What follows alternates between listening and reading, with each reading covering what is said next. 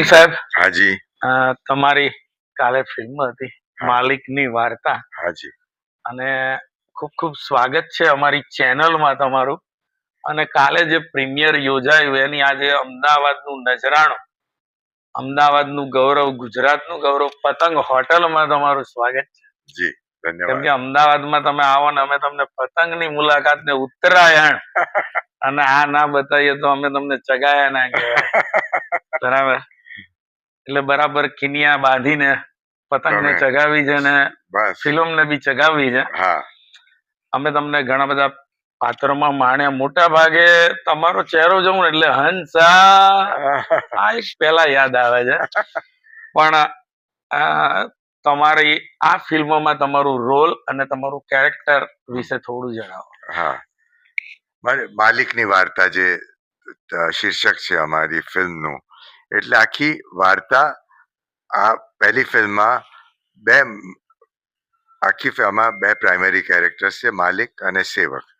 એટલે આ પહેલી ફિલ્મ છે. અમે 2 ફિલ્મ બનાવી છે અને બીજી ફિલ્મ પછી રિલીઝ થશે. પણ આ પહેલી ફિલ્મ માલિકની વાર્તા, એટલે માલિકના પોઈન્ટ ઓફ વ્યૂથી એક વાર્તા આખી કઈ છે અને માલિક શું વિચારે છે કે માલિકના પોઈન્ટ ઓફ વ્યૂથી. અને એ જ મેઇન કેરેક્ટર છે જે હું માલિકનો રોલ હું કરું છું. સરસ કેરેક્ટર છે, ઘણા બધા શેડ્સ છે એમાં. થોડી હાસ્યની પળો પણ છે, રહસ્ય પણ છે, થોડો રોમેન્સ પણ વચ્ચે વચ્ચે આવે છે. એટલે ફૂલ ફ્લેજ ભરપૂર કેરેક્ટર છે. અને આવું સરસ કેરેક્ટર કોઈ પણ એક્ટરને મળે તો કરવાની ડેફિનેટલી મજા આવે જ. અને મને પણ મજા આવી આ કેરેક્ટરની કરવામાં. રિઝલ્ટ બધાને ગઈકાલે ગમ્યું છે, એ વાત મને આનંદની વાત છે. આ ઉંમરે અથવા તો આ એજ ઉપર રોમાન્સની વાર્તા એટલે મજા તો આવે જ, પણ કાલે પબ્લિકે શું એન્જોય કર્યું એ જણાવો. મને જે અમને લોકોને કાલે પ્રીમિયરમાં જે રિએક્શન્સ મળ્યા, જે લોકો ઇન્ટરવલમાં મળ્યા કે ફિલ્મ જોયા પછી મળ્યા, એમનું બહુ પોઝિટિવ રિએક્શન હતું. બધાને બહુ ગમ્યું. આખી વાર્તા એકચ્યુઅલી આ રોમાન્સ તો એક નાની વસ્તુ છે, મેઇન વસ્તુ એ નથી, પણ એક ભરપૂર કેરેક્ટર કે સારી વાર્તા લોકો સુધી પહોંચી છે આ ફિલ્મ દરમિયાન, એ અમારે માટે આનંદની વાત છે. ને લોકોને વાર્તા ગમી છે એટલે સરસ.